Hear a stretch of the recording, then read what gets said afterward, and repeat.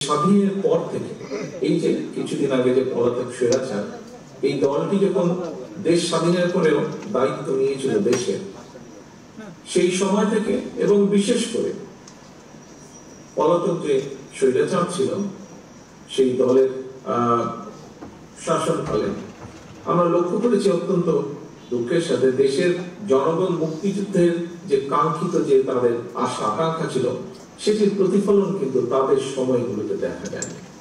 বরং আমরা দেখেছি তারা নিজেদের অবৈধ ক্ষমতাকে দীর্ঘায়িত করতে বিভিন্ন সময় এই পলাতক স্বৈরাচার এবং তাদের দোসররা সংবিধান নামে দেশের সংবিধানকে প্রায় নিজেদের দলীয় সংবিধানে পরিণত করেছে।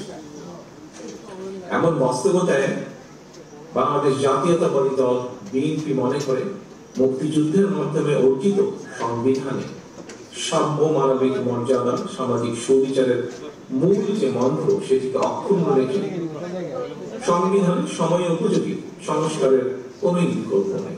ফলে সংবিধান সংস্কারের ব্যাপারে অন্তর্বর্তীকালীন সরকারের কাছেও বিএনপি তার সুস্পষ্ট প্রস্তাবনা তুলে ধরেছে, যা পত্র পত্রিকার মাধ্যমে আপনারা সকলেই অবগত আছেন। জনগণের ভোটে জনগণের কাছে দায়বদ্ধ একটি জনপ্রতিনিধিত্বমূলক সরকার প্রতিষ্ঠার লক্ষ্যে বিএনপি প্রতিটি ক্ষেত্রে অন্তর্বর্তীকালীন সরকারের প্রতি এখনো তাদের সহযোগিতা এবং সমর্থন অব্যাহত রেখেছে। তবে রিসেন্টলি যদি আমরা খেয়াল করে দেখি, বিভিন্ন কারণে অন্তর্বর্তীকালীন সরকার তাদের দায়িত্ব পালনে সক্ষমতার পরিচয় দিতে পারছে কিনা এ নিয়ে সমাজের বিভিন্ন শ্রেণী পেশার মানুষের মধ্যে কিন্তু ধীরে ধীরে সংশয় সৃষ্টি হচ্ছে।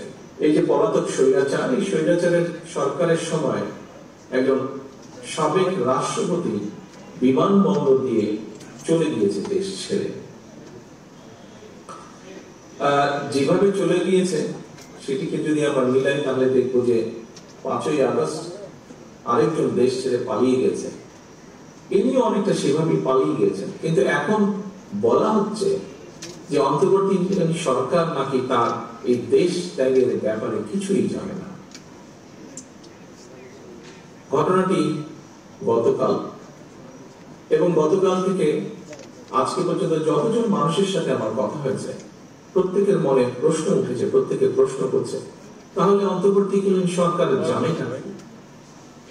সাথে এও অভিযোগ উঠেছে সংস্কারের নামে সময় ক্ষেপণ করে অন্তর্বর্তীকালীন সরকার একদিকে যেমন হয়তোবা পলাতক স্বৈরাচার এবং তাদের দোসরদেরকে নিরাপদে দেশ ত্যাগের সুযোগ করে দিচ্ছে, অপরদিকে অত্যন্ত সুকৌশলে নানা ইস্যু সৃষ্টি করে স্বৈরাচার বা ফ্যাসিবাদের বিরোধী যে রাজনৈতিক দলগুলো আমরা যারা মাঠে ছিলাম সেই দলগুলোর ঐক্যের মধ্যে ফাটল ধরানোর একটা ক্ষেত্র হয়তো তৈরি করতে চাইছে। পলাতক স্বৈরাচারদের সহযোগীদেরও পুনর্বাসনের ক্ষেত্র হয়তো তৈরি করতে চাইছে। এই দেশটা কোনো ব্যক্তি কিংবা দলের নয়, এই দেশটা আমার, আপনার, আমাদের সকলে। এই দেশটা এই দেশের জনগণ।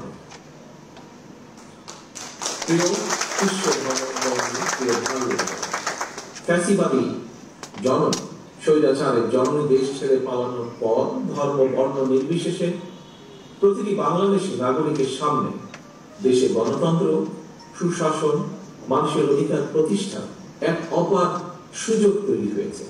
ঐক্যবদ্ধভাবে আমাদেরকে অবশ্যই এই সুযোগটিকে কাজে লাগিয়ে একটি বৈষম্যহীন গণতান্ত্রিক ইনসাফ ভিত্তিক মানবিক রাষ্ট্র ও সমাজ প্রতিষ্ঠার জন্য কাজ করতে হবে। এবং সেটি প্রতিষ্ঠার জন্য আমি ব্যক্তিগতভাবে একজন রাজনৈতিক কর্মী হিসেবে মনে করি এখনই শ্রেষ্ঠ সময়। সুতরাং ভবিষ্যতে আর কোন ষড়যন্ত্র যাতে বাংলাদেশকে গণতান্ত্রিক যাত্রার পথ থেকে বিচ্যুত করতে না পারে সেজন্য আসুন আমরা যে যার অবস্থান থেকে ভূমিকা রাখি। এই ভূমিকা রাখার জন্য প্রতিটি মানুষকে যারা আমার সামনে আজকে উপস্থিত আছেন অথবা অনলাইনের মাধ্যমে যারা